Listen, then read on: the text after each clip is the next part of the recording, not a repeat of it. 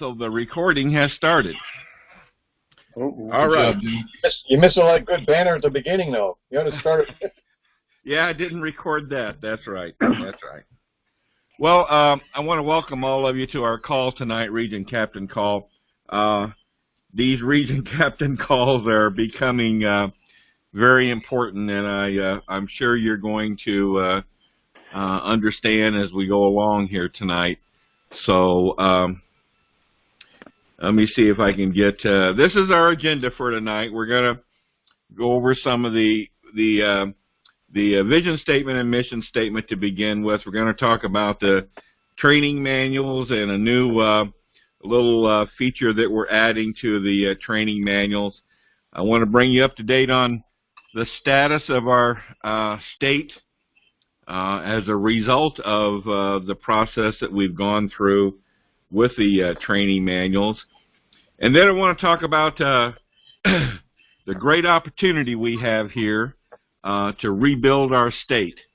And we're going to talk about some different things that we have in the works. Welcome a couple people, or mention a few changes that we've had that have taken place. So that's what I plan for us to talk about tonight. So I want to hopefully get to the next thing that I want to cover here, and that's the little PowerPoint on our vision statement and mission statement. This hasn't changed as yet. Some of the, although we may revise a few things, but for right now, our vision statement is still to build a Hoosier grassroots community of citizens and legislators dedicated to the constitutional concept of self-governance. That's still our vision statement.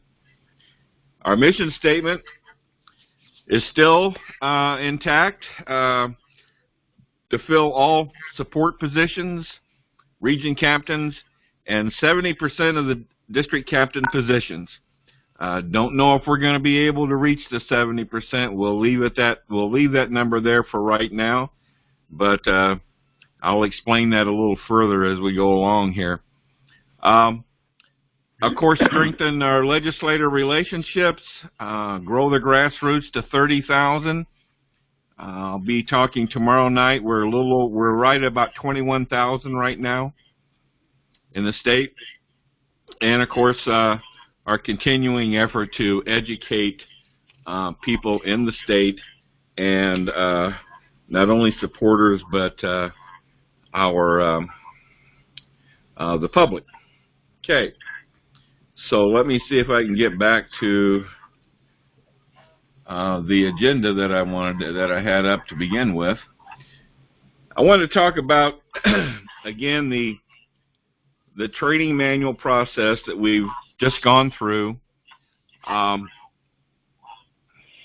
will say that I think the state of Indiana, I think we're on the forefront of this process, so we're realizing the ramifications of this process before most other states are really feeling the brunt of it. But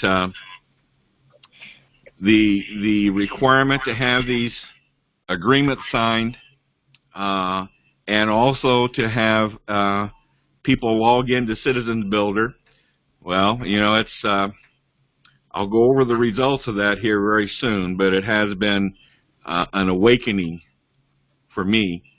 But anyway, as you know, we've talked about these training manuals for weeks, and so it shouldn't have been a surprise to anyone when those got out there. We set the deadline for January 8th. We extended it to January 12th. And those that we didn't hear from, we even had a standard letter to go out to them. And I'll go into that a little bit more here pretty soon, the next topic. But I wanted to mention something here under the training manuals, this elaborations. Let me see if I can bring up here one. You know, in each training manual, in the region captain and district captain training manual, there's a section that describes the duties and responsibilities of each of those positions. What I have done is I've compiled what I call an elaboration, or it's an elaborative. In other words, to elaborate on those requirements, those duties in each manual, you'll be getting these, and these are to be handled as supplements to the manuals. So there'll be one for a region captain, and there'll be one for a district captain. And you'll see that in the black print will be the requirement or the duty per the manual, and in the red print you'll see will be what we in Indiana, how we interpret that and how that applies to us. Because you got to remember, these manuals were templates. So what we're doing here with this elaborative is we're explaining what that means to us here in Indiana. And you'll see that some of the we're not adding anything. We're not adding to the duties or the requirements or responsibilities. And in some cases, we're actually reducing it. But I just want to let you know that those are going to be coming. Those will be coming out to you very soon. Okay. Now, I want to get into now what has happened, what we have experienced as a result of this process of having district captains, well, not only district captains, but region captains and other positions too, sign off on these manuals. But I'm specifically concentrating on district captains tonight and region captains. In our December 27th state call, I presented this chart for the state of Indiana, and this reflects at that time that we had 41 district captains in the state. And we had 5 region captains. So that's how the state looked as of December 27th. Well, we went through the training manual process, and this is what it looks like today. We are down to this number right here, 13 district captains and 4 region captains. Anybody got any comments on that?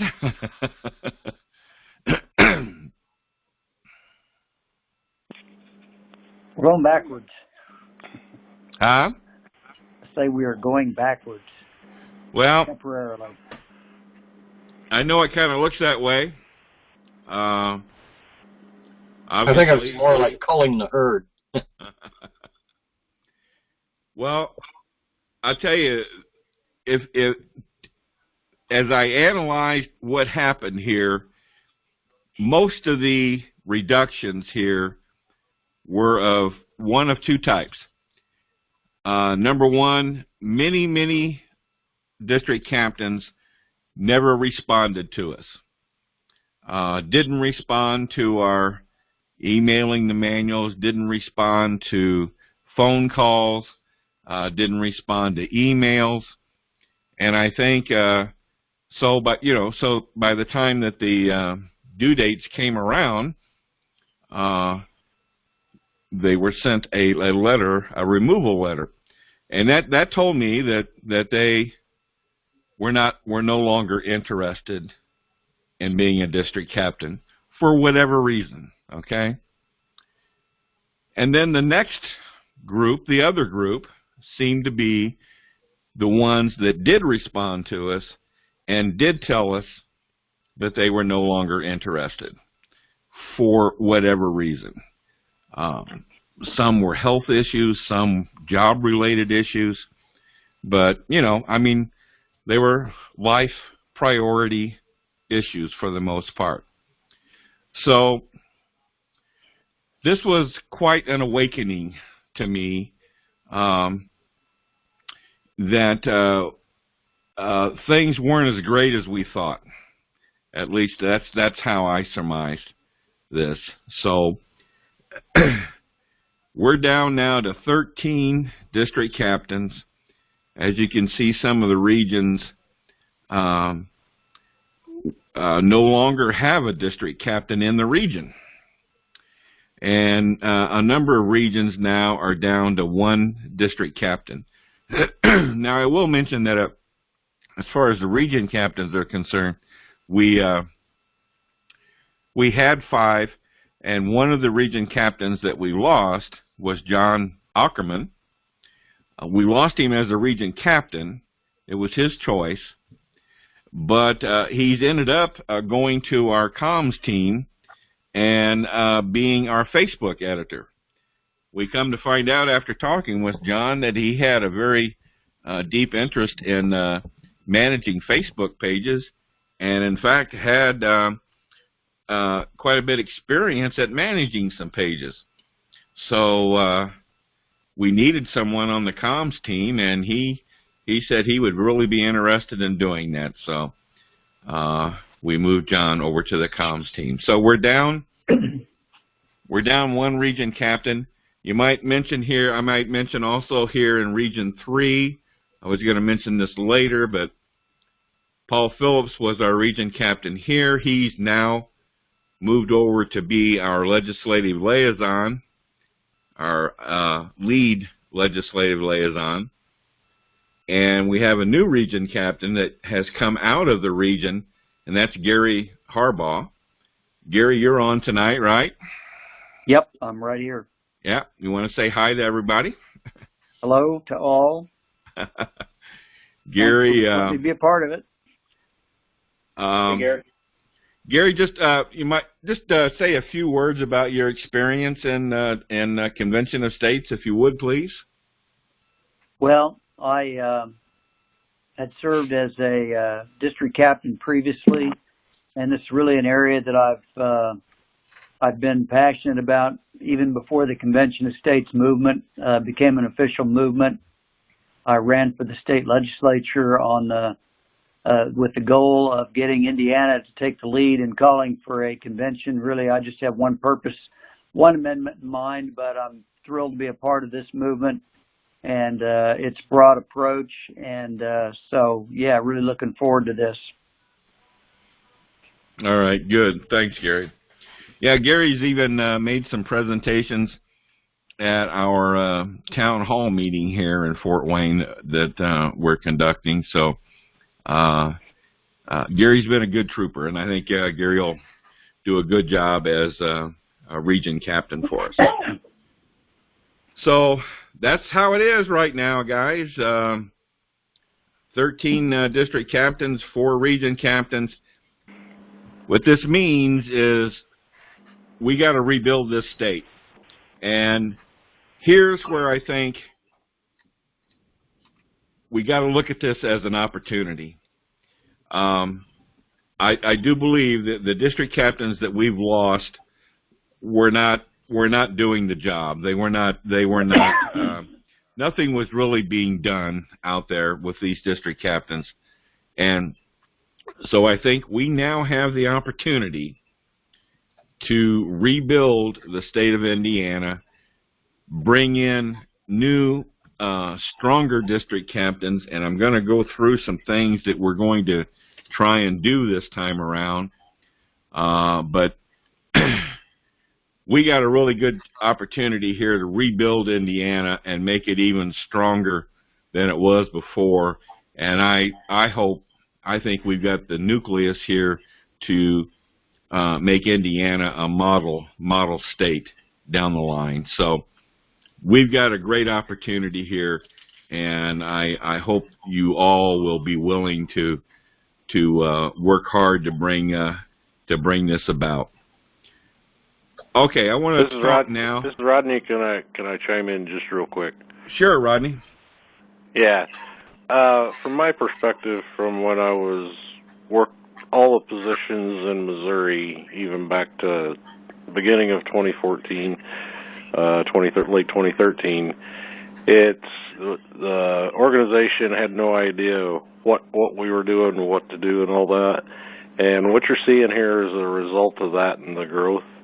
And there was really never any direction on what a district captain or whatever positions we had at the time. It was very few. And so this is kind of a result of that. And what Dale said, this is an opportunity. There's a couple other states. Well, he said it right. You guys are on the forefront of this, finding out what you really got. And when you've got the dedicated ones that are passionate about it, like you guys, it is an opportunity to start growing from there and find those other ones. Well, my last point is this Sean Hannity thing with so many people coming in. It's possible you can find a lot of dedicated people in those. Maybe we'll see. Thank you. Well, that's a good point, Rodney, and I want to touch on that here. I hope everyone can see this. We've got a lot of things going for us that we didn't have before, and that we didn't have just a couple years ago. And now I just picked out some of the national level programs that are out there that are driving people to convention of states. And I'm sure you've all, hopefully you all have seen the PragerU ads. Of course, Hannity, that's going on right now, the Hannity show. Mark Levin, who's been a longtime supporter of Convention of States, and when I talk to new people coming into Convention of States, inevitably somebody makes reference to Mark Levin as what drove them to Convention of States. But we also now have Ben Shapiro. This is not a very good picture, but Pete Hegsmith from Fox and Friends, he's now a strong supporter. And of course we have former Senators Tom Coburn and Jim DeMitt out there talking about Convention of States. So we got a lot of good things going on nationally. And I want to talk now about a concept. This is the best I could do to present this concept to you. And what I'm trying to show here is the funnel concept. If you've ever worked in the corporate world, and it's used in other places too, but I remember it from the corporate world, the funnel concept, where your clients, or it could be applied to anything, but you got all these potential leads and potential clients that come into this funnel, and they go through the process, and down at the bottom they come out as customers, potential customers. Well, that's the same thing that's happening here with Convention of States. Here we've got all the national stuff going on that's driving people interested in Convention of States into the funnel. Now we also have in the works and growing, we have our own comms team, our own state comms team. And I've asked Ken, our state communications coordinator, tonight to just say a few words about what they've got working, what they have in the works. Ken, you want to say a few words? Sure, thanks, Dale. Hello, everybody. We've had a number of discussions over the past month or so about bringing together a team, and I think at this point we've got a good start on that. We obviously have picked up a few people that were in other positions, but going forward, like John in the Facebook area, and we have Rachel and a couple of videographers now, and Phil Jurch down in southern Indiana. The overall goal for us is to obviously support you guys out there, and we've been trying to come together with a number of things that we can start to instill in our Facebook and our web pages to start driving interest and or pick up on interest, so that we can kind of help you guys out there and on the front lines with whatever support we can. We're trying to come up with some ideas, some programs to get volunteers active and interested. And I think as we have more legislators coming on running for office, and we have some more events around the state that we can target to get some groups and some people out there and some video footage and things like that we can put up. That's our basic goal. Of course, we're always open for ideas and suggestions that you guys might have to move that forward. I think what Rodney said as far as the opportunities we have with some of these major people coming aboard, and I'm in agreement with Dale. We have to get people into this funnel, and we have to start working through them and looking for some of the stronger people. Because I agree with Dale, I think, and Rodney. I think we have a great opportunity, and even though the numbers are down quite a bit, I think we're in good position to build a good strong coalition here in the state. Good. So just want to put ourselves out there for you guys to help you any way we can. And as I said, if you've got comments or feedback or some ideas that you want us to kick around, certainly get them to us. All right. Thank you, Ken. Thank you. Well, as I mentioned, as people come in to Convention of States and they go through the funnel, here's where we see them and this is the most important tool we have right now in our effort to rebuild this state, and that's the follow-up tool. When people come to Convention of States and they sign that petition, and even hopefully if they even check the box that they want to volunteer, this is where they show up, the follow-up tool. And we've got to embrace working this follow-up tool. As a matter of fact, our next region captain meeting on the 30th of January, we're going to dedicate a good portion of that meeting to going through the follow-up tool, and so that all the region captains are familiar with this tool, because it's the region captains, you're going to be the ones to administer this follow-up tool for your region. Okay? And I brought George on and wanted George to come on tonight. George is our grassroots coordinator, and this is kind of in his realm of responsibility, and he will continue to monitor this tool. But like I said, the region captains are going to be responsible for administering this tool in your region, and then I'm going to be covering, along with the help of George and Rachel, we're going to be covering the regions without region captains. But it's imperative, I just want to stress to you the importance of contacting these people when they hit this follow-up tool, because that's the prime time to make contact with them. And if you have a phone number, call them rather than email them, and make that personal contact. George, you got any words of wisdom that you wanted to put forth about the follow-up tool? Okay, thank you very much, George. I'm sorry, go ahead. Go ahead.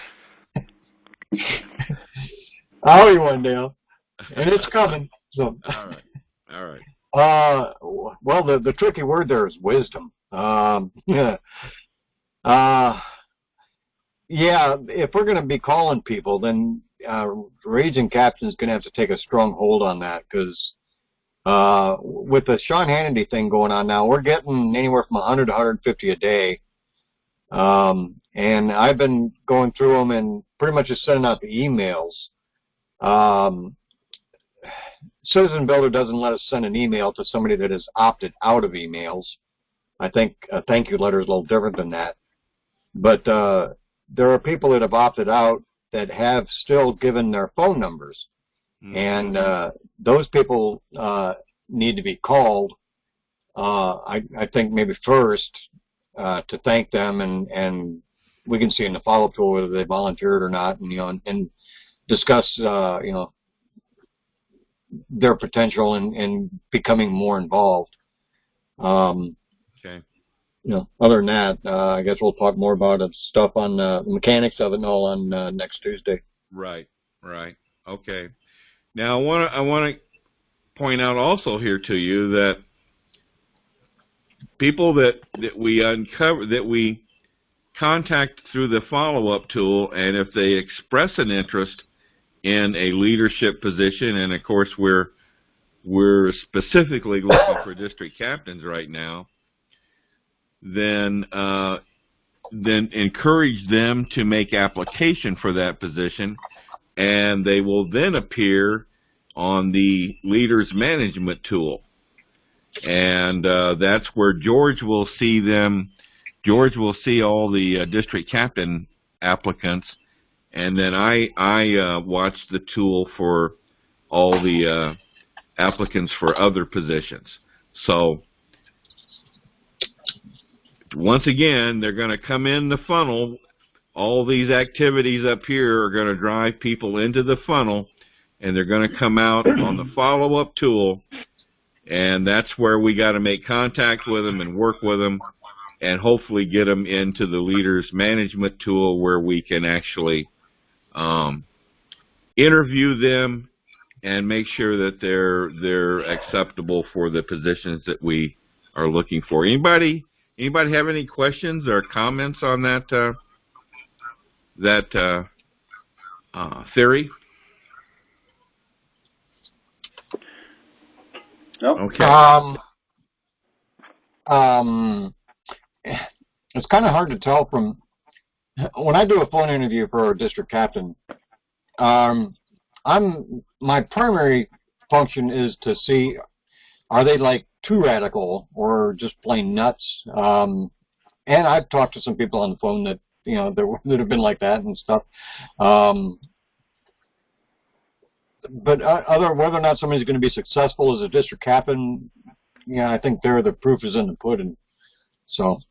Yeah, and all the positions, we've kind of set this policy some time ago that we'll have two people interview these people, and I'll be one of them, and the other one will be either George and or the region captain. So we'll have at least two people interview all applicants. But now let's go back to the agenda. I want to, if I can find it here. Nope, that's not it. Okay, now we got some other things going on here that will help this process. Rachel, you want to talk about Telepatriot and how we're going to use that to work our regions and districts.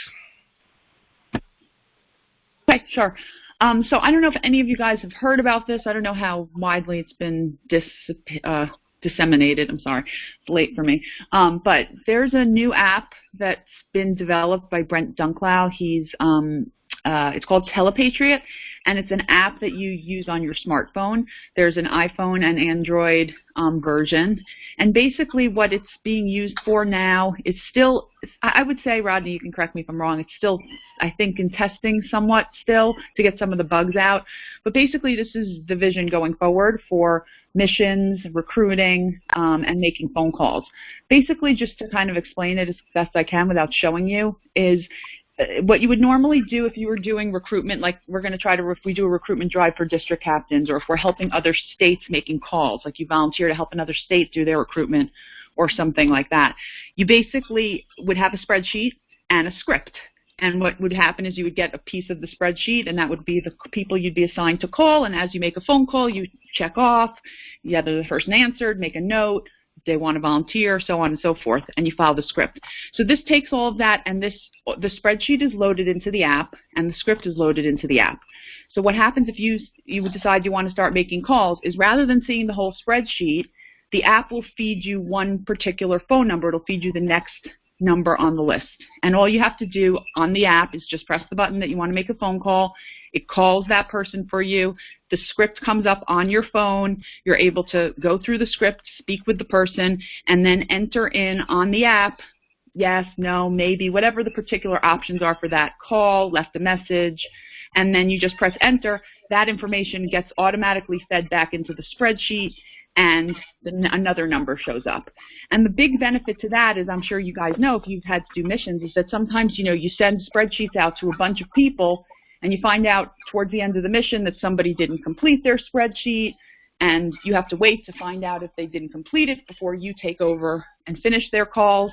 This way, that coordination is gone. The app keeps track of whoever's making calls, and you could have 50 people assigned to making calls, and each person will get a different number.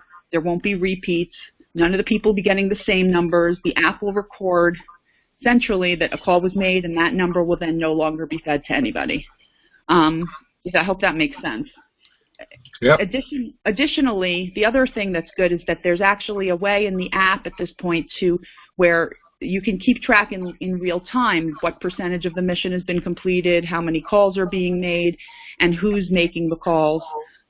So that, Dale, for example, could follow up and say, John Smith was supposed to be making calls, but I see he hasn't made any. Maybe I want to send him an email just to see what's going on with his situation.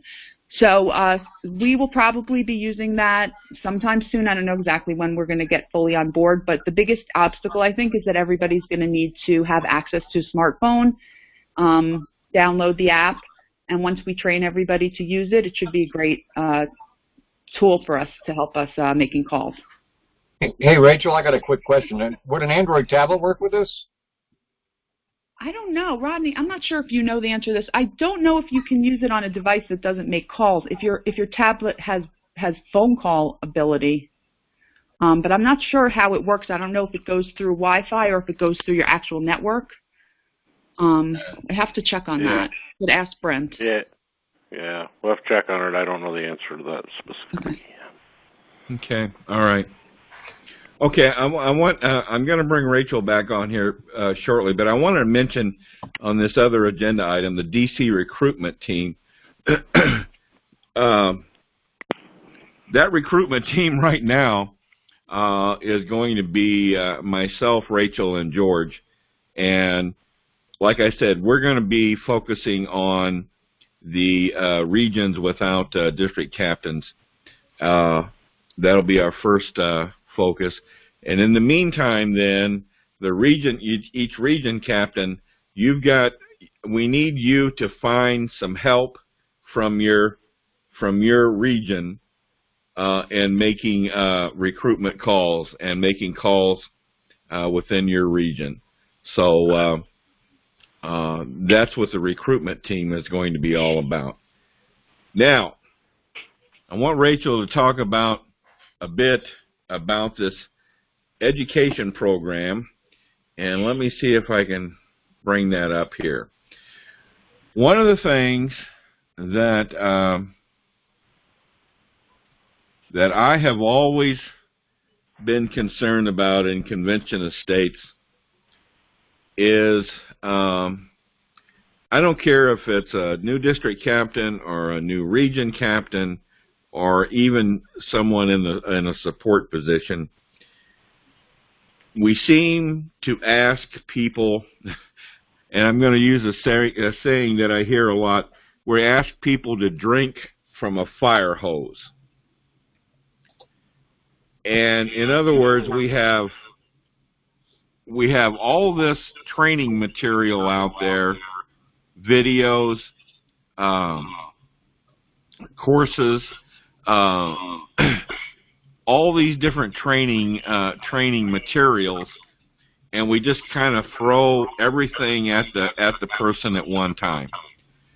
So what we're developing here is we're developing a program to somewhat, I guess, mentor the new people and kind of walk them through some of the main things that we think they need to grasp. Not everything. There's still the individual motivation has to take place here, but we want to take them through a program here, or a module progress, to introduce them to some of the main things that we think they need to understand to do their job.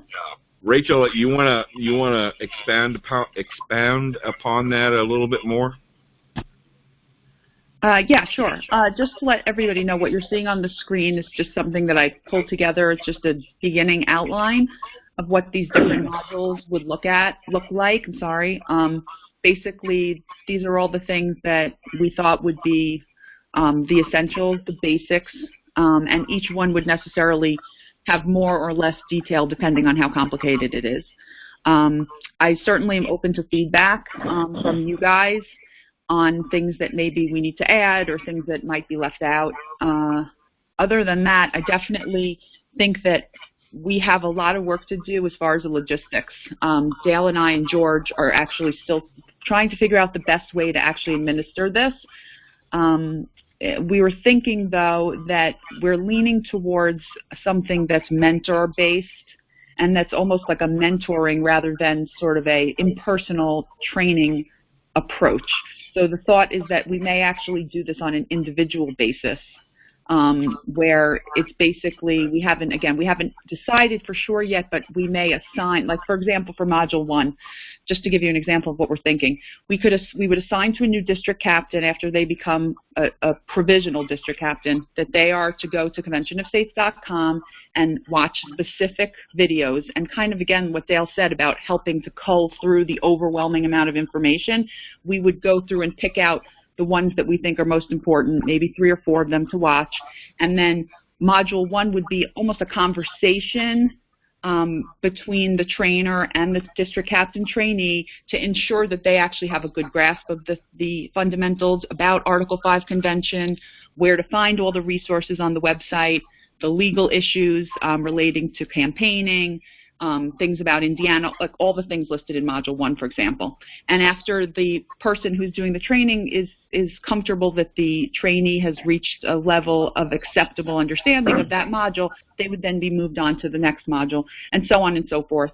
Another thing that we're thinking of is in some of the later modules, Module 3 through 5 actually, legislative, grassroots, and miscellaneous, we're banding around the idea of potentially bringing in the legislative liaison, the grassroots coordinator, and people from the comms team to actually have an individual conversation with each of these district captains to give them help on those particular issues. One of the things that I think we're trying to do is we're really trying to build relationships from the beginning. I think the idea of these district captains being connected to as many people in the leadership as possible is only going to work in their favor and work in our favor to keep them engaged and to have them feel supported, that if they have a question, it's not just a name on a list of, oh, this is the person in charge of this. They have a connection to actually having spoken to this person, and they may be more likely to reach out to ask for support and help. So, yeah, that's basically where we are, I think. Okay, good. And again, this doesn't relieve, we're not trying to relieve the region captain of the overall responsibility of educating that district captain, but this will be in support. This will help you do that, and hopefully, and it'll also give us a chance, as well as you as the region captain, to know if this person is going to fit well in this job. You know, if this person is not grasping this or doesn't display an interest in learning any of this, then that person is probably not a good fit for the job. So better that we learn that early on than to put someone in the job that is not going to really do the job. And that's basically what we've just gone through. So I'm really excited about this program, and Rachel is right. This is turning out to be a lot harder than we thought it would be, but we'll come up. We'll get it done. So, anybody have any questions on this? Peter, you've been off. Peter, hold on, George. Peter, you've been awful quiet. You got any comments or insights on this? Say this training program and having it broken up like that is a really great idea, like what you guys have done, because a new person, like you said, gets overwhelmed. What should I do? And then also the fact that you have a mentor with them that said, any questions? Did you go look at those articles? That's really great. And I think, like you're right, that's what kind of happened with the previous ones. They just dropped off because, hey, I'm a district. Right. But nobody ever contacted them. They never were asked to do any training or whatever. So, okay, thanks, good. Peter. What do you think of this, Gary? How does this look to you? Yeah, I was just looking it over in more detail, and now this is just initial stuff. This isn't all carved in stone yet, but right. Yeah, it looks like a good outline. I'd have to really study it and give it some thought before I had any comments coming back, but I like the concept, and I like the idea of the kind of mentoring to, somebody to walk somebody through it rather than just like, here's the stuff, study it on your own, and because we do need to build the, build those relationships, build the camaraderie among everybody on the team. Now, you guys notice up here it says training program for district captains and region captains. So, yeah, we're developing this for a region captain too. A lot of it'll be the same thing, but there'll be some tweaking there so that it'll be directed toward a region captain. Because I wish all region captains could be experienced, good district captains, but that's not the case. And we're at a point now where if we come across a good person that I think can be a region captain, we may have to put him in. We may put him in that role without having been a district captain. So this could be important training for them too. Yes. Okay. And I think when we get this finalized, I think we'll require all the existing district captains to go through this, as well as the region captains, and so that everyone's got the basics down going forward here. So okay, I wanted to show that to you tonight, and I think that's like I said, that's something that we're going to be putting together here very soon. Okay, mentioned to you the region captain changes. I mentioned that earlier. So our next call will be January 30th at 9 p.m.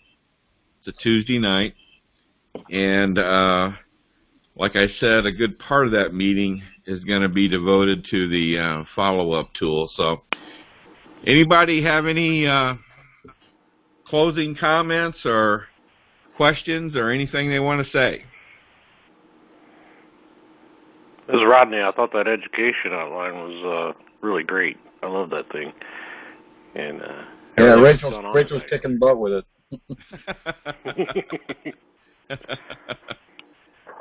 Yeah, I think it's a good concept. Rodney, do you know any other districts doing that type of thing? our regions? I do not. Yeah. This is the first I've seen like this, and for all you guys, I hadn't seen it before. I haven't studied it in detail either. Just the whole concept of the thing and how it looked, pretty impressive. Well, I hope we can. Well, I know we will come up with a good program, and I think we're gonna.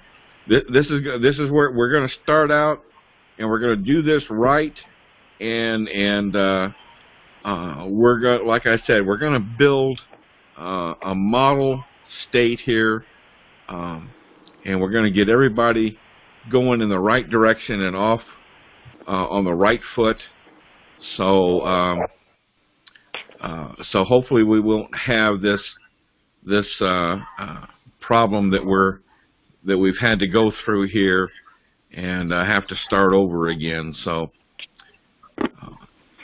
this is the first day of our rebuilding of the state of Indiana. So, Amen. Thank you all. Yeah. Thank you all for participating, and thank you for sticking with us. And I'm sure we're gonna make a big success here. Thanks, Bill. Thank you very leading the much. nation right there. Good night. Good night.